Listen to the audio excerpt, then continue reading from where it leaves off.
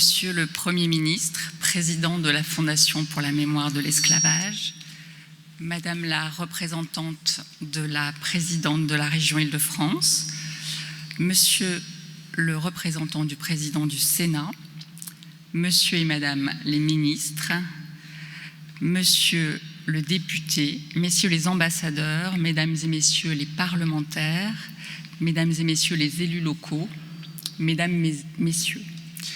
Je suis Barbara Wolfer, je suis l'administratrice du Panthéon et je suis très heureuse de vous accueillir ce soir au nom de Delphine Samsoun, présidente du Centre des Monuments Nationaux et au nom de toute l'équipe du Panthéon pour cette cérémonie en hommage à Toussaint Louverture à l'occasion du 220e anniversaire de sa mort le 7 avril 1803. Cette cérémonie proposée par la Fondation pour la mémoire de l'esclavage et la région Île-de-France a très naturellement trouvé sa place au Panthéon qui honore depuis un quart de siècle la grandeur du héros haïtien.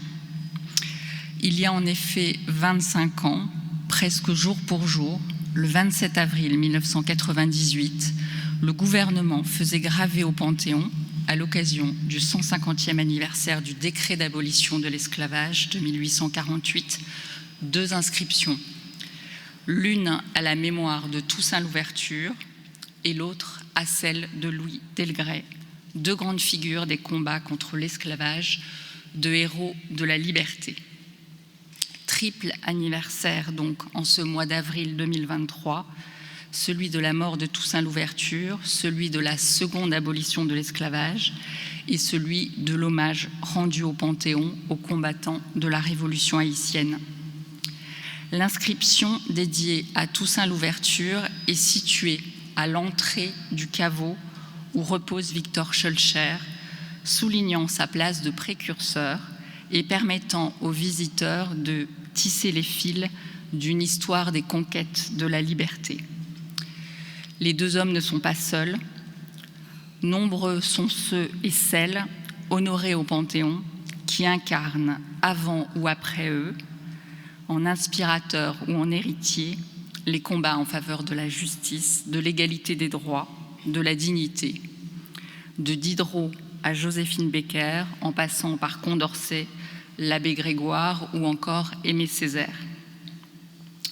Autour des combats de ces grandes figures engagées et de bien d'autres, nous nous réjouissons d'accueillir à l'automne prochain, au Panthéon, en partenariat avec la Fondation pour la mémoire de l'esclavage, une exposition consacrée à l'histoire et aux mémoires de l'abolition de l'esclavage, dont le commissariat sera assuré par Florence Alexis. Toussaint Louverture y aura bien entendu toute sa place. Et ce sera donc une nouvelle occasion de nous retrouver au Panthéon prochainement. Mais pour l'heure, nous sommes réunis autour de Toussaint Louverture pour célébrer chaleureusement sa mémoire et la grandeur de ses engagements. Bienvenue donc à vous toutes et tous au Panthéon.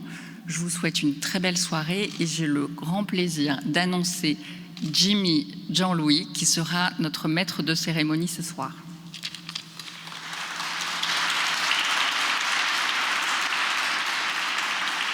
Frères et amis, je suis Toussaint Louverture. Mon nom s'est peut-être fait connaître qu'à vous, jusqu'à vous. J'ai entrepris la vengeance. Je veux que la liberté et l'égalité règnent à Saint-Domingue. Je travaille à les faire exister. Unissez-vous à nous, frères, et combattez avec nous pour la même cause.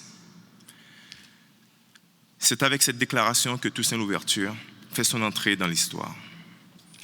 C'était le 29 août 1793, au camp de Turel, dans le centre de Saint-Domingue, le territoire qu'on appelle aujourd'hui Haïti.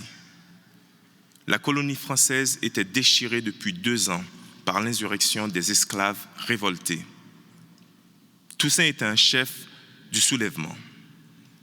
Il en deviendra bientôt la voix, le visage, l'exécutant aux yeux du monde. Il fut, je cite, un combattant de la liberté, un artisan de l'abolition de l'esclavage, un héros haïtien mort déporté au fort de Joux en 1803. Ces mots, depuis 25 ans, sont inscrits sous nos pieds dans la crypte du Panthéon. En hommage de la République française à celui qui a rendu vraiment universelle sa devise de liberté, d'égalité et de fraternité.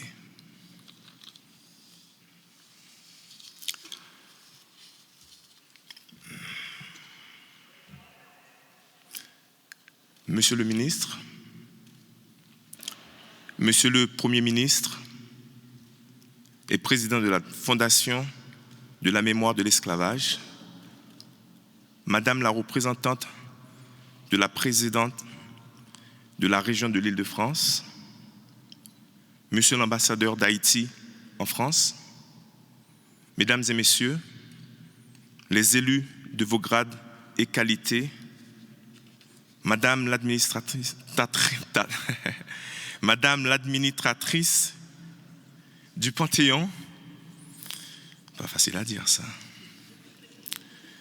Mesdames et Messieurs, les représentants des associations, et Mesdames et Messieurs, ce soir nous sommes réunis pour saluer la mémoire de Toussaint Bréda, dit l'Ouverture, qui est mort le 7 avril 1803, il y a exactement 220 ans aujourd'hui.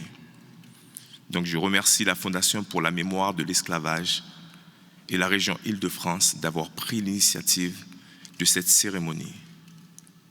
Je remercie le Centre des monuments nationaux de l'accueillir. Je remercie le ministère des Armées pour son accompagnement protocolaire. Je vous remercie enfin, vous toutes et tous, d'être ici au Panthéon pour cette soirée où nous allons célébrer la mémoire de celui qu'Aimé Césaire a appelé le précurseur.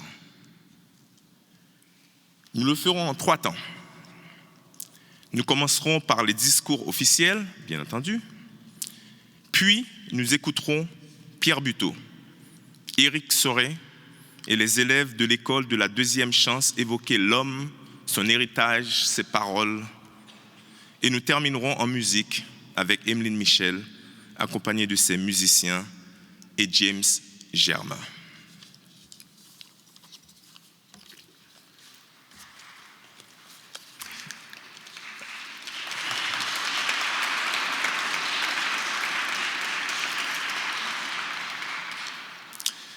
Donc, j'appelle maintenant Monsieur l'ambassadeur de la République d'Haïti, Son Excellence Jean-Josué Pierre Dahomey.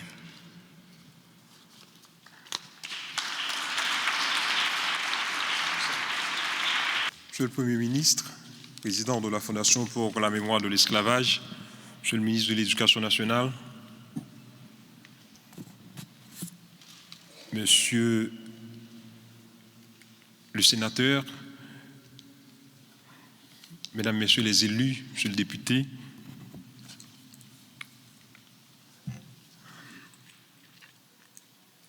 Madame la représentante de la région Île-de-France, Mesdames, Messieurs les ambassadeurs, Mesdames, Messieurs, en vos rangs et qualités, selon l'ordre du protocole, Mesdames, Messieurs, je voudrais au seuil de mes propos porter l'attention sur l'inscription figurant ici au Panthéon en souvenir de ce génie du XVIIIe siècle sur laquelle on peut lire « À la mémoire de Toussaint Louverture, combattant de la liberté, artisan de l'abolition de l'esclavage, héros haïtien, mort déporté au fort de Joux en 1803. » Toussaint Louverture fut évidemment tout cela. Mais pour nous aujourd'hui, il est bien plus que cela. Son parcours, guidé par un attachement viscéral aux idéaux d'émancipation et son sens aigu de la dignité humaine, demeure encore aujourd'hui une source d'inspiration pour inventer l'avenir. Et c'est ce point que je voudrais mettre en avant dans mon propos de circonstance. En effet, Toussaint Louverture appartient à une génération de révolutionnaires qui ont changé la face du monde. Il fut en son temps l'anneau de filiation, pour ainsi dire, entre la Révolution française et la Révolution haïtienne, et c'est à juste titre qu'il a été décrit comme un jacobin noir. Depuis, l'historiographie de Toussaint Louverture ne manque pas d'insister sur la triple dimension de son action révolutionnaire, car, comme chacun sait, son combat fut anti-esclavagiste, antiraciste et décolonial.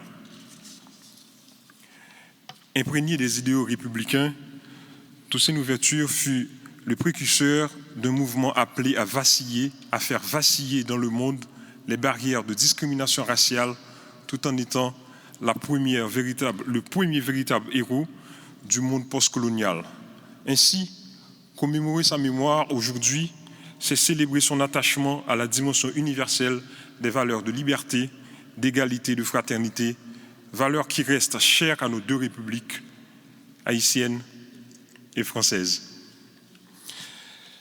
L'idéal de son combat s'enracine dans la philosophie des Lumières, mais plus que tout, ce qui fait de lui un être exceptionnel, c'est la très haute idée qu'il se faisait de la dignité humaine.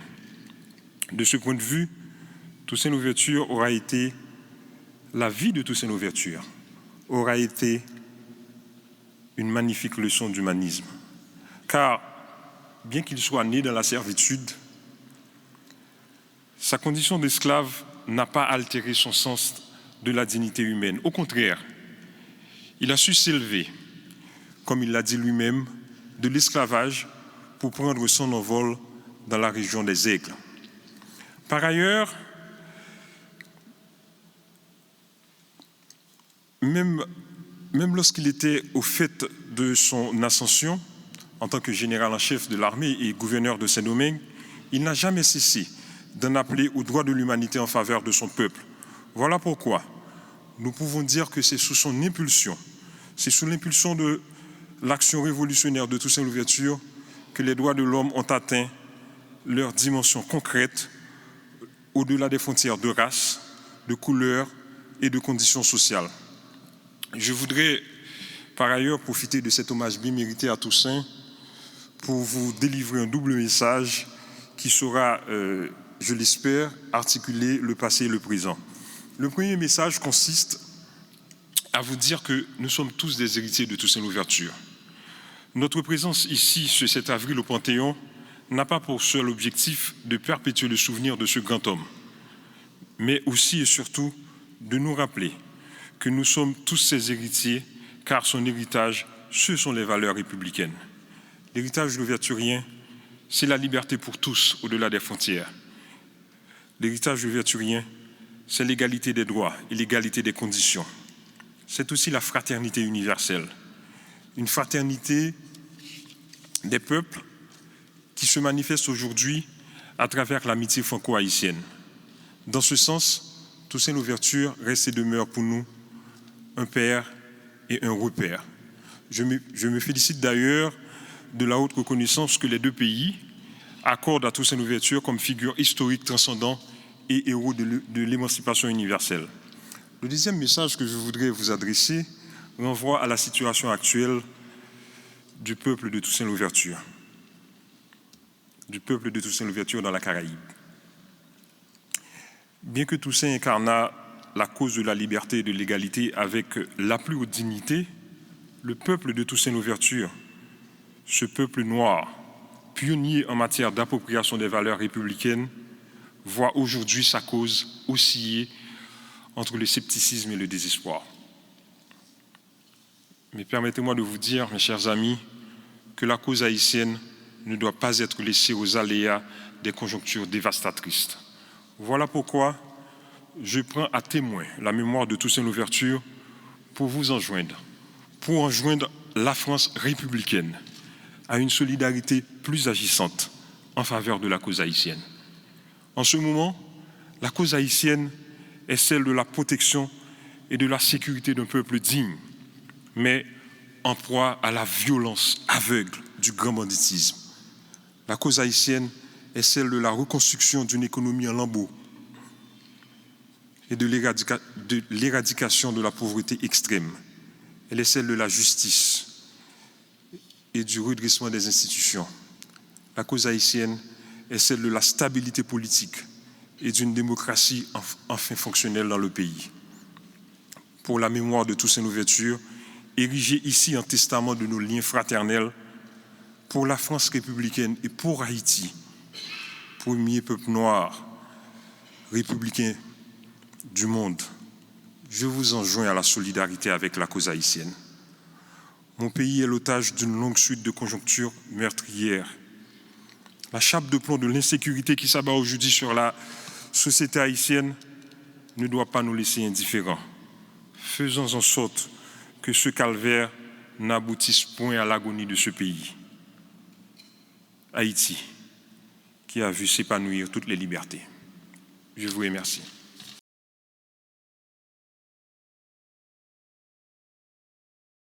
Mesdames et Messieurs les conseillers régionaux et conseillères régionales, Mesdames et Messieurs les élus, Mesdames et Messieurs les ambassadeurs, Mesdames et Messieurs les amis de la liberté. Comment vous dire ô combien je suis ravie de vous voir aussi nombreux en ce 7 avril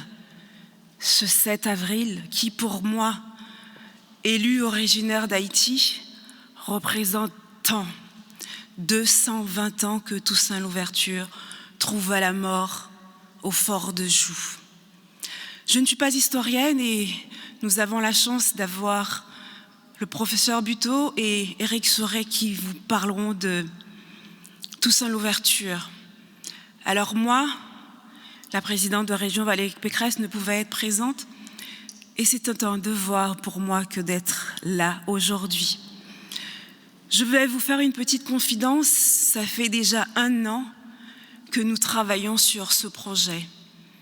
1 an, je me rappelle, j'inaugurais une église avec le président Larcher à Émancé, ensuite nous étions au Vietnam et j'ai dit « Gérard, ça va être l'anniversaire de Toussaint Louverture et nous devons le mettre à l'honneur. » Roger, merci à toi d'avoir pu être avec nous pour représenter le président du Sénat. Bruno Fuchs, pareil, on en parlait. Et lors d'un événement où j'inaugurais, je crois que Chantal est dans l'Assemblée, dans le cadre du Festival Créole, j'ai fait la connaissance de Pierre-Yves Boquet, où dans mes propos, j'ai parlé de Toussaint Louverture. Ensuite, il est venu me voir en me disant que la Fondation pour la mémoire allait mettre Toussaint Louverture à l'honneur. Et donc moi, en tant qu'élu régional, m'occupant des affaires culturelles, francophonie, coopération, j'ai dit à Pierre-Yves que nous devons conjuguer nos forces. Et résultat, aujourd'hui, nous sommes si nombreux pour honorer, commémorer la mémoire de Toussaint Louverture, ce précurseur, ce symbole de liberté, cette force, ce dynamisme. C'est aussi ça, Haïti. Je ne vais pas vous parler d'Haïti parce qu'Haïti connaît des jours sombres, mais nous, à la région Île-de-France, à chaque instant, on ne cesse, à travers nos actions, de mettre en lumière Haïti. Que ce soit au niveau des résidences d'écrivains, j'en profite pour saluer la présence de 2 finalistes du prix Goncourt qui sont dans la salle, Mackenzie Orsel, Louis-Philippe d'Alembert. Nous avons tant de talents en Haïti, tant de talents francophones. Et c'est pour ça que je suis debout, j'ai cette force, cette énergie pour parler d'Haïti, pour parler de ce lien qui nous unit tant, Haïti et la France. Ces 2 pays sont, et nous, Français, nous qui sommes originaires d'Haïti, on ne saurait oublier Haïti. Donc merci à tous. Et donc aujourd'hui, vous allez voir, nous allons conjuguer l'histoire, le souvenir, les talents, la culture, Emeline Michel, James Germain, et tant d'autres, et tant d'autres. Et si vous permettez, je sais, je suis une grande bavarde, mais je suis tellement fière, tellement contente que nous soyons unis aujourd'hui au Panthéon pour parler de Toussaint Louverture. Si vous le permettez, Monsieur le Président de la Fondation, j'aimerais appeler Aïssata Seck à mes côtés. Cette petite équipe, que ce soit Théo, Armel, Dominique, Pierre-Yves et Aïssata, ils ont tant œuvré pour que cet événement prenne corps. Et également Édouard, venez, je vous invite, permettez, nous sommes dans le protocole, je sais, mais permettez qu'ils se joignent à moi. Vous méritez. Armel, Dominique, Théo, merci d'avoir saisi le sens de ce qu'on voulait faire. Et nous avons également la chance d'avoir des personnalités d'Haïti. Je salue Valérie Numa, Franz Duval, Rigolo et tant d'autres. Ne m'en voulez pas si je ne vous salue pas, mais le moment est tellement beau, est tellement solennel. Vive nos 2 républiques et merci de votre présence.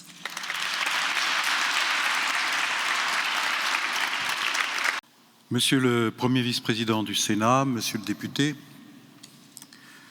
Mesdames et Messieurs, Madame la conseillère régionale d'Île-de-France qui vient de nous parler avec autant de force et d'enthousiasme, que je remercie particulièrement, Mesdames et Messieurs les élus locaux et régionaux, Monsieur l'ambassadeur d'Haïti en France, Mesdames et Messieurs les ambassadeurs, Madame l'administratrice du Panthéon, merci de nous accueillir ce soir. Mesdames et Messieurs les responsables et représentants des associations, Mesdames, Messieurs. Oui, moi aussi je suis très heureux d'être là ce soir avec vous, au nom de la Fondation pour la mémoire de l'esclavage, pour rendre cet hommage à Toussaint Louverture, mort il y a 220 ans, aujourd'hui, au fort de Joux. Loin de sa terre, loin des siens, loin de toute justice. C'est pourquoi cet hommage ce soir est aussi une réparation. Réparation due par la République française à un homme qui crut en elle, qui la défendit et qui fut trahi, déporté, sans procès. De sa mort, Victor Schœlcher écrira plus tard qu'elle fut un assassinat plus hideux encore que celui du duc d'Enghien, par le froid et la misère. Cet hommage est aussi une réparation due par la France à l'histoire, celle de la révolution haïtienne, qui, en poussant les révolutionnaires français à abolir l'esclavage en 1794, les a aidés à accomplir enfin la grande promesse universaliste qu'ils avaient lancée en 1789 en adoptant la Déclaration des droits de l'homme et du citoyen. Or aujourd'hui, Monsieur le ministre de l'Éducation nationale, la révolution haïtienne ne figure pas dans les programmes officiels d'histoire dédiés aux élèves de l'enseignement général dans l'Hexagone. Cet hommage est enfin une réparation due au peuple haïtien qui, après la mort de Toussaint Louverture, s'arracha à la colonisation. Et aujourd'hui, la France de la Restauration, et auquel la France de la Restauration fit payer un prix exorbitant qui l'enchaîna de nouveau, non plus à l'esclavage, mais à la dette que ce pays dut rembourser jusque dans les années 50. Cette dette crée une responsabilité à la France, oui c'est vrai, celle de ne jamais oublier Haïti, ni ce lien spécial que l'histoire a noué entre nos deux pays, un lien de fraternité qu'il est plus que jamais nécessaire de faire vivre alors qu'Haïti traverse l'une des plus grandes crises de son histoire. Aujourd'hui, j'aimerais que nous ayons une pensée particulière pour le peuple haïtien, pour son courage, pour sa résilience, pour cette force qu'il a d'être lui-même en toutes circonstances.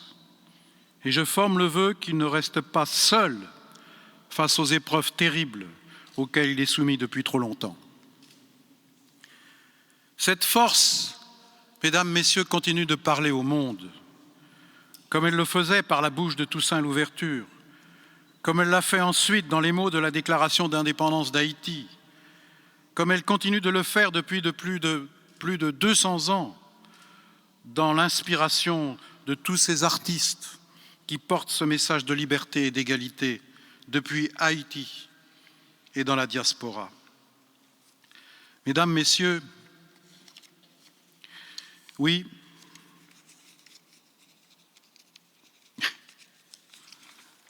cette cérémonie célèbre la mémoire d'un homme, Toussaint Louverture. Il est une expression qui est devenue un poncif lorsqu'on évoque une personnalité historique, on dit « c'était un homme de son temps ». Et quand on dit cela, on veut souvent dire « il ne pensait pas comme nous, il n'était ni républicain ni démocrate, mais il était un grand homme et il a fait la France ». Mais quand je dis aujourd'hui que Toussaint Louverture était un homme de son temps, ce n'est pas ce que je veux dire, car son temps était celui de la Révolution, celui de l'abolition de l'esclavage, de la tentative de construire une république égalitaire jusque dans les Caraïbes, sans distinction de couleur entre ses citoyens. Et lui était pleinement de ce temps-là. Et ceux qui, au même moment, plaidaient pour le renverser, celui premier consul qui en donna l'ordre, ceux-là étaient peut-être aussi des hommes de leur temps. Mais lorsqu'ils regardaient Saint-Domingue, leur temps n'était pas celui de la République, ni celui de la Déclaration des droits de l'homme et du citoyen, ni celui de l'abolition de l'esclavage. C'était le temps du retour au Code noir. Et sur ce plan, ils étaient alors des hommes du passé, quand Toussaint Louverture, lui, imaginait l'avenir. Et c'est ce qui fait que c'est à lui que nous rendons hommage aujourd'hui.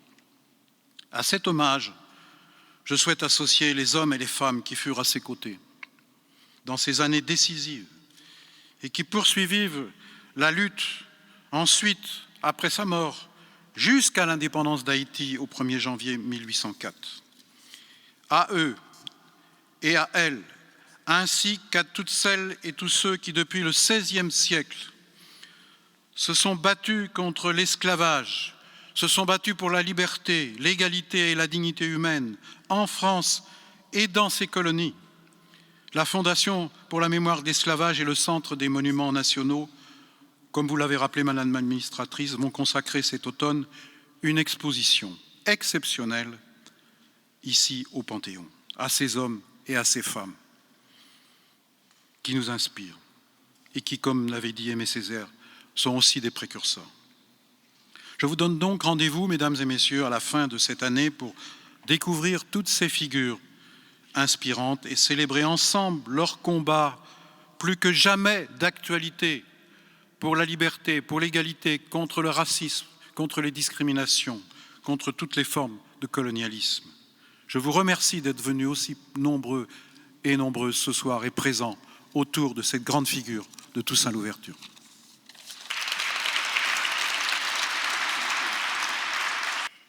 Avant de vous appeler, Monsieur le ministre, je profite de cette occasion pour vous remettre une lettre personnelle au président de la République. Je suis honoré et ému d'animer cette soirée à un lieu si prestigieux, comme si que j'assistais à une cérémonie à ma propre mémoire, tellement que je me suis senti fusionné avec le personnage Toussaint Louverture que j'ai incarné dans le film Toussaint Louverture de Philippe Niang. Toussaint Louverture a eu cette phrase devenue célèbre au moment de sa déportation en France. En me renversant, on n'a abattu à Saint-Domingue que le tronc de l'arbre de la liberté. Mais il repoussera, car ses racines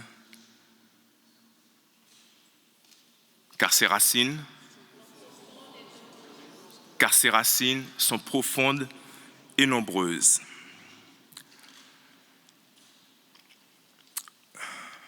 Aujourd'hui, en Haïti, tout est en train d'être fait pour détruire les racines de l'arbre de la liberté dont parlait Toussaint Louverture. L'État s'est effondré avec tous les projets internationaux qui l'ont accompagné durant les 40 dernières années. Aujourd'hui, ce sont des groupes de terroristes d'une férocité sans pareille qui tiennent le pays en otage, alors que se joue au niveau international un ping-pong macabre autour d'un sort des enfants, des femmes et des hommes d'Haïti, violés, séquestrés et massacrés au vu et au su du monde entier, quotidiennement, depuis au moins 2 ans. Bien entendu, nous éviterons de parler de l'Ukraine. La France fait partie d'un groupe de pays appelé le Core Group, ou les Amis d'Haïti. Le Core Group, complètement décrié, est devenu l'objet de la risée nationale quand on ne l'accuse pas d'être complice de la situation. La France ne peut oublier les liens historiques qui unissent nos deux pays et sa responsabilité dans notre drame. N'était-ce que pour la rançon de l'indépendance de 125 milliards de dollars qui a greffé tout le développement économique d'Haïti et sur laquelle une série d'articles de New York Times ont attiré récemment l'attention. Cependant, nous ne pouvons pas être en silence. On ne peut pas nier la responsabilité du groupe de prédateurs haïtiens du monde politique, militaire et des affaires qui, depuis des générations, pillent les richesses d'Haïti. Ils ont porté au paroxysme la crise actuelle, semant la mort et la destruction parmi une population pacifique nullement préparée à faire face à une situation inédite dans toute l'Amérique latine et les Caraïbes.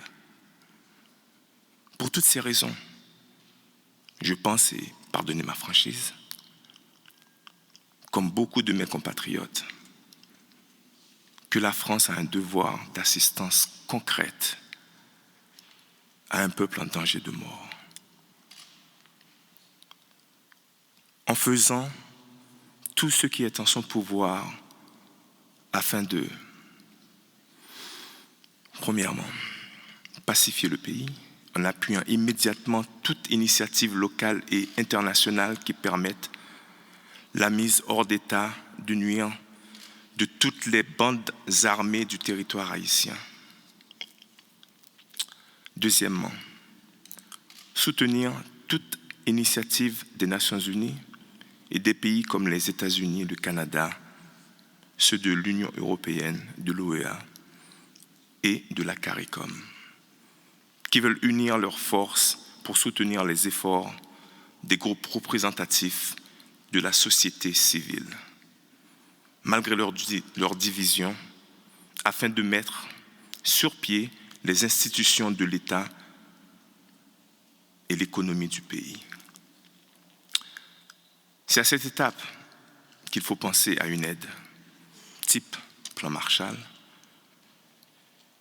qui ne soit plus de l'aumône, mais des interventions, des investissements conséquents et massifs dans les infrastructures, la santé, l'éducation, la justice, l'environnement, ce qui créera de l'emploi. C'est tout ce que demande le peuple travailleur d'Haïti. Et troisièmement, on pourra penser alors à la réalisation d'élections libres et non manipulées qui permettent à Haïti à se développer selon ses propres intérêts. Sans la mise en chantier célère de ces étapes, nous continuerons à tourner en rond, à étaler notre compassion et à nous plaindre et à étouffer les cris d'un peuple en détresse. Napoléon, dans ses mémoires de Sainte-Hélène, exprimera ses regrets de n'avoir pas gardé Toussaint Louverture à la tête de Saint-Domingue.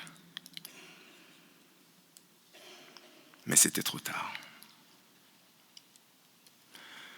Alors agissons quand il est encore possible. Dans le cas d'Haïti, agissons aujourd'hui.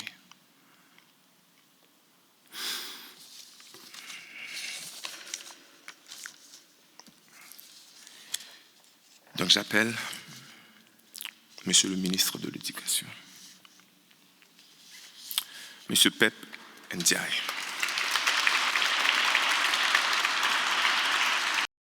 Monsieur le Premier ministre et président de la Fondation pour la mémoire de l'esclavage, Madame la ministre, Monsieur le vice-président du Sénat, Monsieur le député, Messieurs les ambassadeurs, Madame la conseillère régionale, Mesdames et Messieurs les élus locaux, Madame l'administratrice du Panthéon, Mesdames et Messieurs. En 1793, Toussaint Louverture, dans sa première proclamation, s'adressa à ses frères et à ses amis. « Je suis Toussaint Louverture, mon nom s'est peut-être fait connaître jusqu'à vous. J'ai entrepris la vengeance. Je veux que la liberté et l'égalité règnent à Saint-Domingue. Je travaille à la faire exister. Unissez-vous à nous, frères, et combattez avec nous pour la même cause. » Tout est là. La liberté, l'égalité et la fraternité soient la devise de la République française et aussi celle de la République d'Haïti. Je ressens une émotion particulière aujourd'hui au moment où nous rendons ensemble hommage à Toussaint Louverture, un homme dont les ancêtres étaient issus du peuple Alada en Afrique, un homme qui était né dans l'esclavage et qui le renversa comme on renverse les montagnes. C'est un général de la République, défenseur des valeurs fondatrices et universelles de la République, que la République rend hommage aujourd'hui. Un combattant de la liberté, un héros haïtien mort déporté au fort de Joux en 1803, tels sont les mots qui sont inscrits ici depuis 25 ans dans ce lieu où la République honore ses grands hommes et ses grandes femmes, ses héros et ses héroïnes. 1803, 1998, presque 2 siècles, c'est le temps qu'il a fallu à la France pour rendre à Toussaint Louverture l'hommage officiel que sa destinée exceptionnelle justifiait depuis si longtemps. Un hommage qui lui avait été déjà rendu par Alphonse de Lamartine, Victor Schœlcher, Aimé Césaire et Édouard Glissant, qui lui ont chacun consacré une œuvre. Aujourd'hui, je suis heureux de pouvoir le faire au nom du gouvernement français, parce que le combat de Toussaint Louverture pour que la liberté et l'égalité règnent, pour reprendre ses propres termes, est plus que jamais actuel. Il est plus que jamais le nôtre et celui de la jeunesse. C'est la raison pour laquelle l'histoire de la révolution haïtienne, si centrale dans l'histoire des révolutions atlantiques et donc dans l'histoire du monde, tant son retentissement fut planétaire, doit être connue de toutes et tous. Comme vous l'avez rappelé à l'instant, cher Jean-Marc Ayrault, le ministère de l'Éducation nationale doit y travailler et il travaille pour cela avec la Fondation pour la mémoire de l'esclavage dans le cadre de la convention qui les réunit depuis 2021. La connaissance de l'histoire de l'esclavage dans l'empire colonial français et des combats pour son abolition repose en premier lieu sur l'enseignement éclairé par la recherche. Aborder ce sujet dans le cadre scolaire est crucial parce qu'il permet de revenir à la source de notre universalisme, tel qu'il fut saisi précisément par les révoltés de Saint-Domingue eux-mêmes, fidèles aux idéaux de la Révolution française au moment où Napoléon Bonaparte renversait la République. Lors de la bataille de Vertières en novembre 1803, à la suite de laquelle les garnisons françaises capitulèrent, les insurgés se battirent en chantant la Marseillaise. Cette ambition, notre ambition, mobilise l'éducation nationale de plusieurs manières. Il y a d'abord l'enseignement de l'histoire qui aborde l'esclavage et ses abolitions et tout leur prolongement qui doivent donner à Toussaint Louverture et à la Révolution haïtienne leur place nécessaire. Il y a ensuite les formations et les ressources, le ministère les déploie, notamment en lien avec la Fondation à travers nos plans de formation, à travers les sites EduScol et l'opérateur Canopé. Et puis, enfin, la transmission de l'histoire de l'esclavage et des abolitions est aussi au cœur du combat quotidien contre le racisme et les discriminations. Je rappelle l'engagement du ministère de l'Éducation nationale dans le nouveau plan national de lutte contre le racisme, l'antisémitisme et les discriminations liées à l'origine, afin de proposer à tous les élèves de collège la visite d'un lieu de mémoire durant leur scolarité. Les lieux de mémoire de l'esclavage et des abolitions y sont en bonne place. Je pense en particulier à des lieux en France qui évoquent Toussaint Louverture et sa famille. Au fort de Joux, bien sûr, mais aussi les statues de Toussaint Louverture que l'on trouve à Massy, à La Rochelle, à Bordeaux, au château de l'île de Noé dans le Gers, bientôt à Agen. Je me réjouis à cet égard de l'initiative du Centre des Monuments Nationaux et de la Fondation pour la mémoire de l'esclavage de consacrer cette année, ici au Panthéon, une exposition sur les héroïnes et les héros de la liberté, et je forme les vœux que les visiteurs scolaires y soient nombreux. Je pense enfin au concours scolaire de la flamme de l'égalité qui existe depuis 2015. Il mobilise toujours plus de classes et je suis heureux de partager avec vous le fait que sa dernière édition est aussi celle qui a le plus mobilisé, avec 324 dossiers déposés issus de tout le territoire. Mesdames et messieurs, lorsqu'elle a inauguré en 2018 la chaire Monde francophone du Collège de France, la romancière Yannick Lahens a dit son étonnement devant ce constat. Alors que les élèves haïtiens connaissent tous la Révolution française, rares sont les élèves français qui connaissent la Révolution haïtienne. Il faut changer cela. Permettez-moi cette citation d'Aimé Césaire dans Toussaint Louverture, la Révolution française et le problème colonial. Je le cite. « Quand Toussaint Louverture vint, ce fut pour prendre à la lettre la Déclaration des droits de l'homme. Ce fut pour montrer qu'il n'y a pas de race paria, qu'il n'y a pas de pays marginal, qu'il n'y a pas de peuple d'exception. Ce fut pour incarner et particulariser un principe, autant dire pour le vivifier. Dans l'histoire et dans le domaine des droits de l'homme, il fut, pour le compte des Noirs, l'opérateur et l'intercesseur. Cela lui assigne sa place, sa vraie place. Le combat de Toussaint Louverture fut ce combat pour la transformation du droit formel en droit réel, le combat pour la reconnaissance de l'homme, et c'est pourquoi il s'inscrit et inscrit la révolte des esclaves noirs de Saint-Domingue dans l'histoire de la civilisation universelle.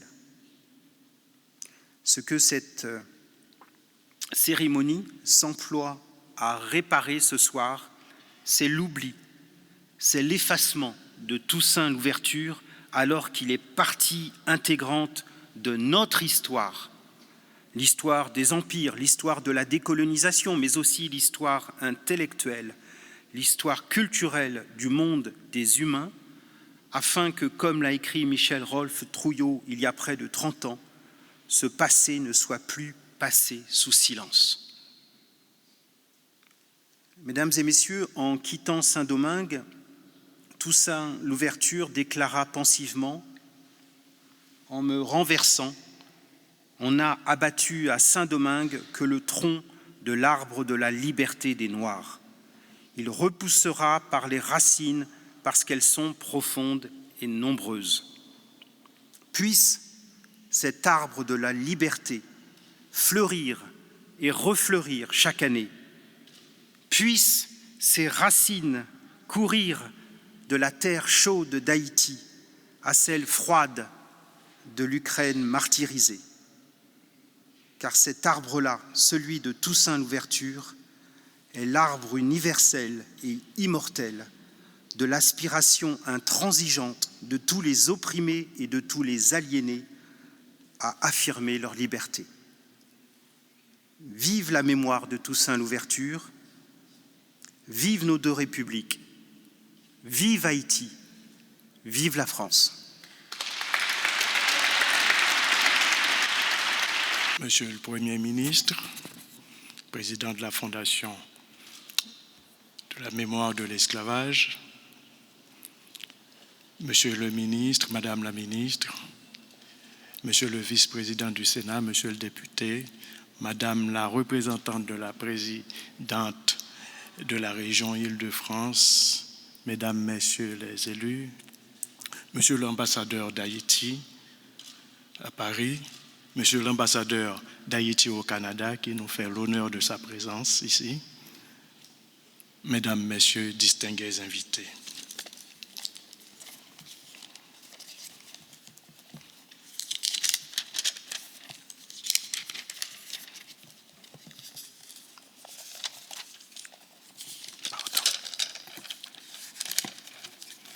Merci. Comme indiqué et comme souhaité par la Fondation, je parlerai ici, je présenterai l'évolution de la mémoire des Haïtiennes et des Haïtiens en regard de Toussaint Louverture, hier et aujourd'hui. Tout d'abord, c'est un honneur, très grand honneur pour moi, de prendre la parole au nom de mes compatriotes d'Haïti, que j'associe à cette cérémonie d'aujourd'hui.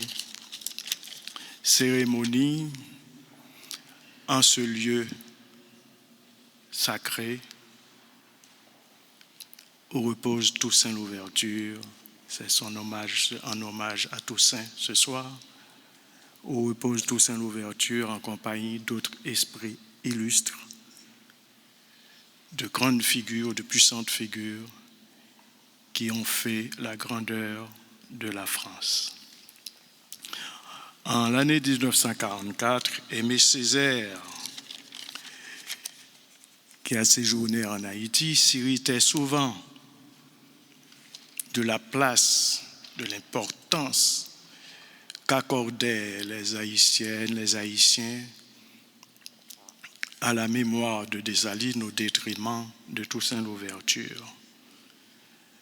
Il s'en irritait, mais alors il faut le dire, Dessalines appartient aux Haïtiens, aux Haïtiennes, à Haïti, c'est le fondateur de la nation, le père fondateur, mais Toussaint appartient au monde, à la France et bien entendu à Haïti. Au XIXe siècle, plusieurs textes, des odes, des poèmes, des pièces de théâtre ont été joués, chantés, récités à l'honneur de Toussaint Louverture. Il y a eu une éclipse tout juste de 40 ans, mais le retour de Thomas Madiou sur son sol natal a ravivé la flamme autour de Toussaint Louverture. Au début du XXe siècle, cette mémoire s'est ravivée, les souvenirs aussi. Et les premiers à avoir compris, et c'est ça la subtilité, si certaines grandes figures historiques comme les Boukman, les Macandal appartiennent au monde populaire, Toussaint Louverture et d'autres figures, Dessalines, non, d'autres figures comme Christophe Pétion sont traités par le monde savant haïtien. Et Toussaint Louverture est au centre de ce traitement. Et plus fort encore à partir du début du XXe siècle. Poléus Sanon, le premier président de la Société haïtienne d'histoire, dont on célèbre et qui célèbre le centenaire de sa naissance, a publié en 1938 le premier volume de sa magistrale étude sur Toussaint Louverture et a bien vite frayé la voie à une tradition suivie par pas mal de jeunes des générations aussi, de toutes les générations et successives, celle du pèlerinage au Fort de Joux. Et lui, Sanon, a été au fort de jour et est revenu à conter dans un récit avec un accent d'exaltation ce qu'il a vu. J'étais près de lui, j'ai visité sa cellule, c'était grand, c'était beau. Et les Haïtiennes, les jeunes Haïtiens, tous ensemble, chaque année, se rendent encore aujourd'hui au fort de Joux pour célébrer Toussaint. À partir de 1946, le général Nemours, qui a fait Saint-Cyr chez vous, le général Nemours a parlé de Toussaint aussi, a raconté sa vie, a parlé de sa descendance, des Chancy. Et puis, alors, vers 1946, l'époque où il y a un ébranlement dans le narratif haïtien, le narratif s'ouvrait et avait d'autres codes, un arsenal académique, épistémologique, et à partir de ce moment, il y a une richesse dans le narratif haïtien. À côté de la culture savante qui s'est imposée pendant tout le 19e siècle, à partir de 1946 donc, un autre narratif plus riche où s'engouffre le populaire, la culture populaire, la paysannerie, dont l'existence politique est accrochée à Dessalines parce que Toussaint, c'est le discours savant surtout qui le traite, les élites, les intellectuels. Néanmoins, à partir de 1946 et après 1946, ce narratif qui change a des effets directs sur le discours historique. Le discours historique n'est plus accroché au récit traditionnel, à la structure traditionnelle. D'autres historiens émergent. Et en 1900, dans les années 50, l'année du 54, l'année du tricentenaire, Étienne Charlier, dans un texte resté célèbre et ayant provoqué beaucoup de remous, il a fait du désordre, mais du désordre académique, et même qui a eu des échos en France. Il publie dans Aperçu historique sur la mémoire et sur la formation de la nation haïtienne une très belle étude dont une partie traite de Toussaint Louverture, où il insiste après le père Cabon, un de vos compatriotes qui a dirigé le petit séminaire au collège Saint-Martial, et il avait la garde de la bibliothèque. À partir des travaux du père Cabon, Étienne Charlier a présenté une analyse lumineuse de la complexité du parcours de l'ouverture et qui a relevé quelques paradoxes. Et plus tard, 20 ans plus tard, plus de 20 ans plus tard, Michel Roch-Trouillot, que le ministre de l'Éducation nationale vient de citer, a publié un texte en créole pour la promotion de cette langue qui cohabite avec la langue française. Tidi Féboulé sur l'histoire d'Haïti a indiqué la complexité de ce parcours exceptionnel. Et finalement, on a compris. On a relevé ces aspects assez particuliers. Il appartient au monde, Toussaint, et à la France. Dans ce parcours, le révolutionnaire est là, mais c'est un révolutionnaire d'ancien régime. Il y a deux côtés. D'abord, son côté affranchinois propriétaire, le notable réussi, et ensuite ce grand révolutionnaire qui, bien sûr, laissera des traces profondes. Eh bien, Toussaint, en principe, ce monde-là, ce double aspect dans Toussaint explique la célébration en ce lieu sacré. Et la célébration aussi, là-bas, cette terre lointaine, sa terre natale, au musée du Mupana national d'Haïti, mais aussi à l'ambassade de France en Haïti. Il a deux corps, l'ouverture, un corps qui repose ici au Panthéon et un autre tout là-bas au Mupana.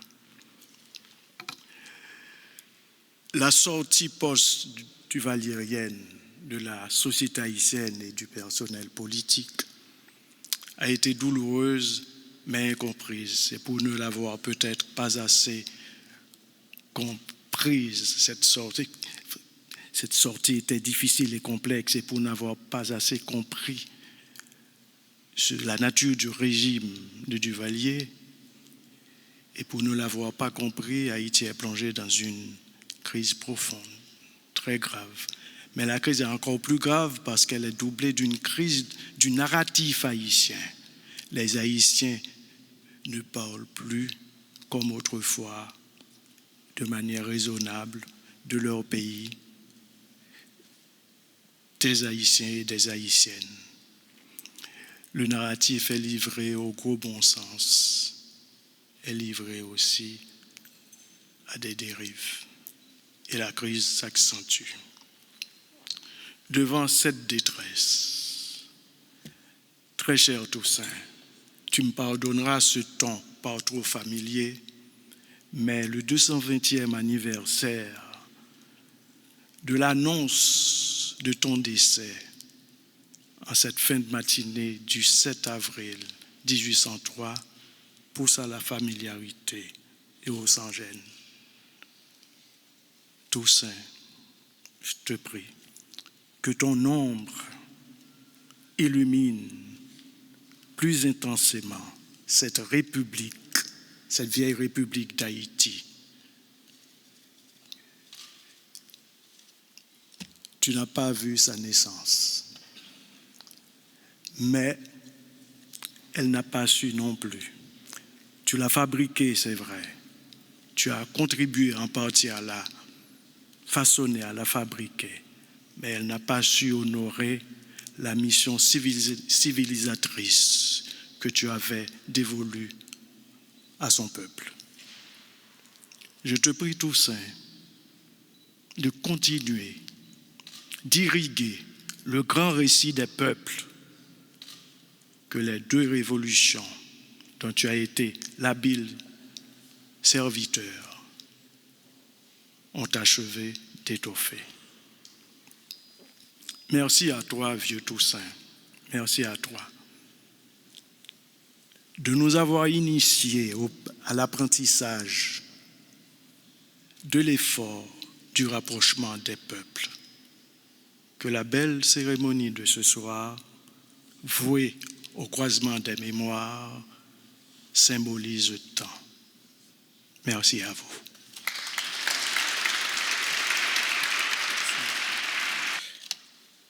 Mesdames, Mesdemoiselles, Messieurs, en vos grades et qualités,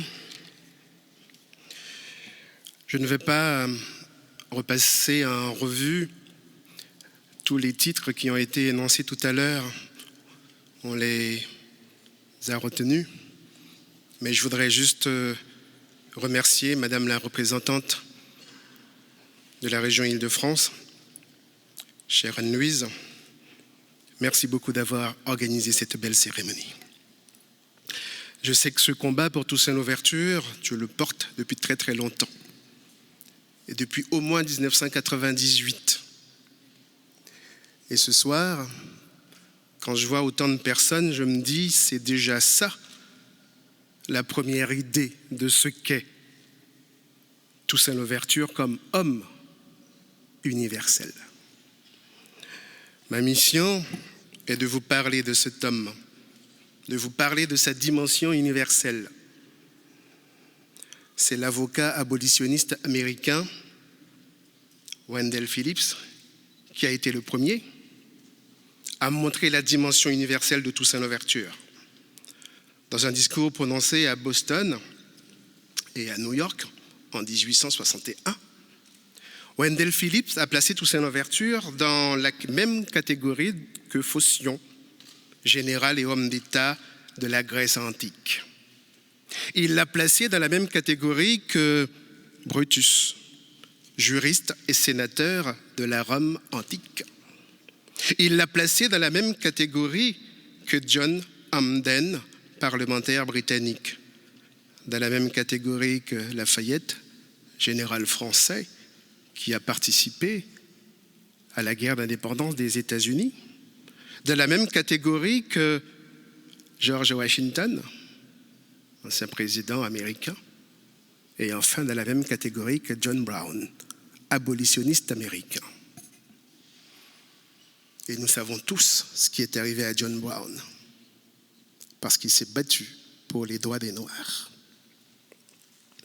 Wendell Phillips a placé Toussaint Louverture dans un cercle, vous l'avez compris, avec des figures de l'ancien monde et des figures du nouveau monde. Toussaint Louverture est un homme de synthèse. En plus de Wendell Phillips, Victor Schœlcher, qui est une des plus belles figures de la belle France, de la belle République française, a écrit la plus belle biographie qu'on a jamais faite sur Toussaint Louverture. Et dans cette biographie, il met en avant Toussaint Louverture comme une grande âme, le Mahatma.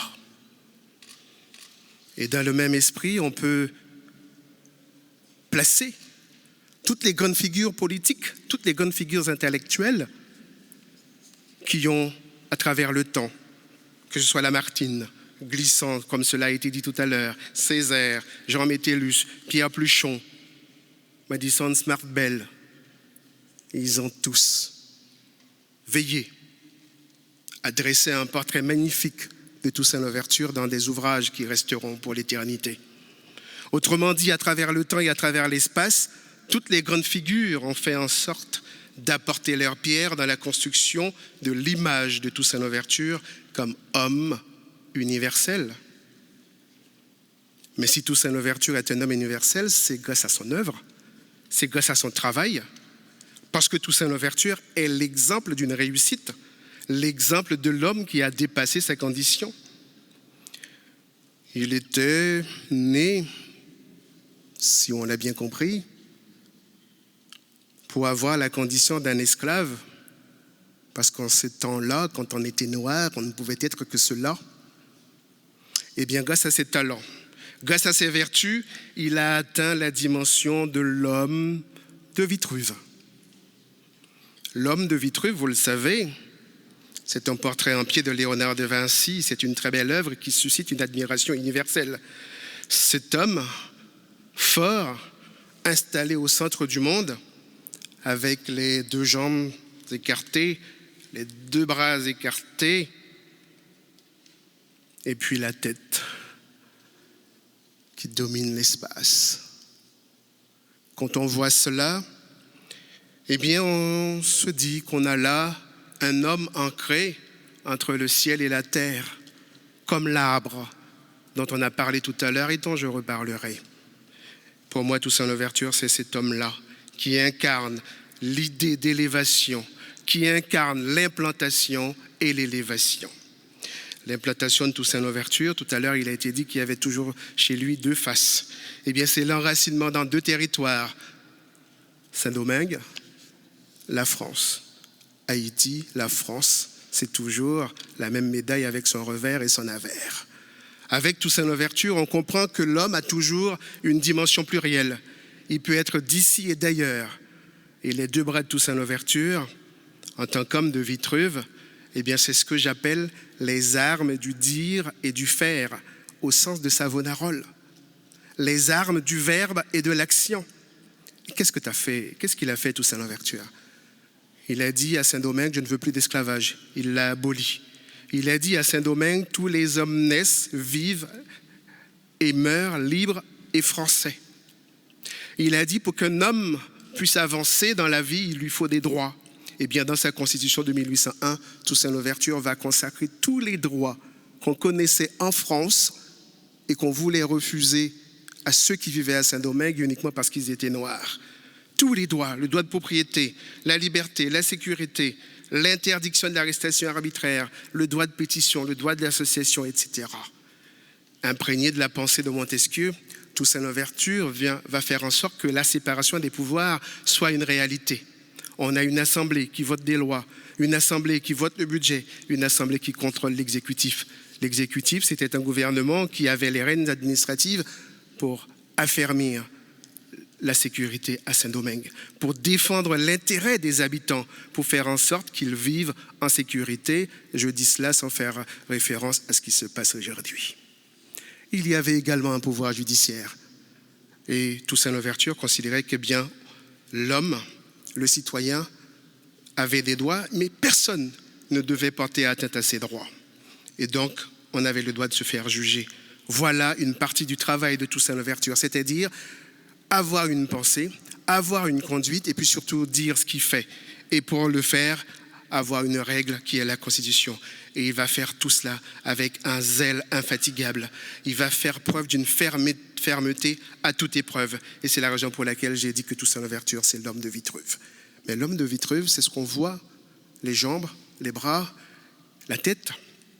Et la tête, eh bien, permet d'avoir une vision pour fixer des caps, permet également d'être à l'écoute, permet de sentir la situation, permet de parler pour les autres, ceux qui n'ont pas de droits, ceux à qui on a refusé des droits, ceux à qui on a refusé le droit à l'égalité et ceux à qui on voulait refuser le droit à l'humanité. Eh bien, Toussaint Louverture va faire tout cela. C'est pour ça que je le considère comme l'homme de Vitruve. Et je terminerai pour dire qu'il est l'homme de Vitruve parce que l'homme de Vitruve, ce n'est pas seulement ce qu'on voit, c'est aussi ce qu'on ne voit pas, c'est-à-dire le cerveau et le cœur. Vous le savez, pour René Guénon, le cerveau et le cœur sont les sources de la connaissance, de l'intelligence et de la lumière. Eh bien, Toussaint Louverture va utiliser son cerveau pour penser, pour agir et pour faire en sorte que ses frères, eh bien, passent de la situation d'esclave à la situation de citoyen libre. Et en ce qui concerne son cœur, il va l'utiliser pour leur faire comprendre qu'il sera toujours avec eux, pour être à l'écoute et faire en sorte de travailler pour essayer de faire leur bonheur. Alors vous me direz qu'il n'a pas réussi totalement, mais l'homme politique ne réussit pas toujours pendant qu'il est en activité. Il réussit quand il laisse une trace dans l'histoire. Et la trace de Toussaint Louverture, vous la connaissez. C'est cette trace qui fait que partout dans le monde, eh bien, on le considère comme un être exceptionnel, comme un être qui fait toujours la synthèse entre ceux qui n'ont pas de droit et ceux qui rêvent d'en avoir. Toussaint Louverture a travaillé pour la liberté, pour l'égalité et la fraternité. Et paradoxalement, quand il est mort au Fort de Joux, tout le monde a considéré que c'était une injustice qu'il avait subie. Et le Fort de Joux, qui aurait dû être son tombeau, eh bien, il est devenu le lieu de son triomphe, le lieu de son accession au prestige, le lieu de son accession à l'universel. Et en tant qu'homme universel, Toussaint Louverture a une place remarquable dans le cœur des hommes et des femmes du monde entier qui se battent pour la liberté, l'égalité et la fraternité. Je terminerai en vous disant que j'ai une bonne nouvelle pour vous. Beaucoup d'orateurs ont parlé de l'arbre de la liberté, donc je ne vais pas revenir là-dessus. Je ne vais pas citer la phrase. La bonne nouvelle que j'ai pour vous, c'est que l'arbre a repoussé. Mesdames et messieurs, je termine en disant que Toussaint Louverture est et demeure un homme qui fait et qui fera toujours la fierté de la France, d'Haïti et la fierté de l'humanité tout entière. Merci beaucoup.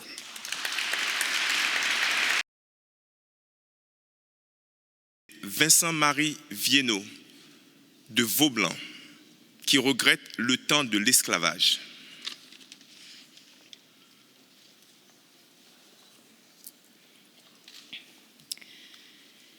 Et que dirait-il, lui, Vaublanc, s'il était réservé au sort qu'il nous destine, si, n'ayant que les mêmes droits à la liberté que ceux que la nature nous donne, il était à son tour réduit à l'esclavage? Supporterait-il, sans se plaindre, les insultes, la misère, les tortures des flagellations? Et s'il avait eu le bonheur de recouvrer sa liberté, entendrait-il, sans frissonner, les hurlements de celui qui voudra la lui arracher?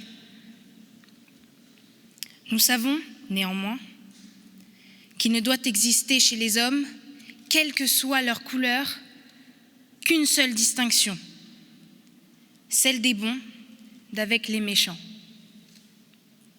Les noirs, les hommes de couleur et les blancs, quand ils sont soumis aux lois, doivent être également protégés. Ils doivent être également réprimés quand ils s'en écartent. Telle est mon opinion.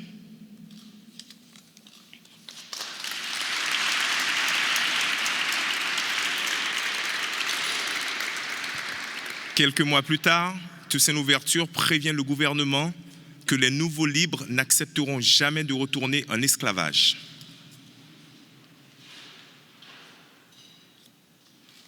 Pense-t-il que des hommes qui ont été à même de jouir des bienfaits de la liberté regarderont calmement qu'on les leur avise? Ils ont supporté leur chaîne tant qu'ils ne connaissaient aucune condition de vie plus heureuse que celle de l'esclavage. Mais aujourd'hui qu'ils l'ont quitté, s'ils avaient 1 millier de vies, ils les sacrifieraient plutôt que d'être de nouveau soumis à l'esclavage. Mais non, non. La main qui a rompu nos chaînes ne nous asservira pas à nouveau. La France ne reniera pas ses principes, elle ne nous enlèvera pas le plus grand de ses bienfaits, elle nous protégera contre tous nos ennemis.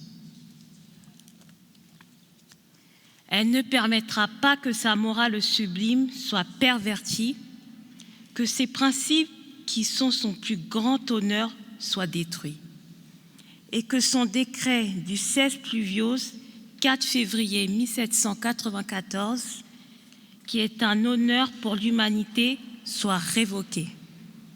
Mais si, pour rétablir l'esclavage, à Saint-Domingue, on faisait cela, alors je vous le déclare, ce serait tenter l'impossible. Nous avons su affronter des dangers pour obtenir notre liberté. Nous saurons affronter la mort pour la maintenir.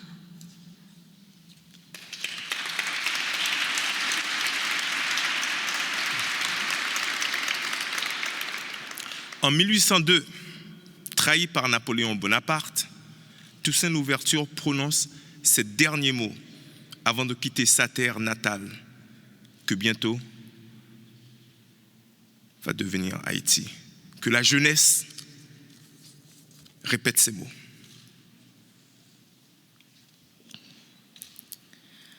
En me renversant, on n'a abattu à Saint-Domingue que le tronc de l'arbre de la liberté des Noirs. Il repoussera par les racines, parce qu'elles sont profondes et nombreuses.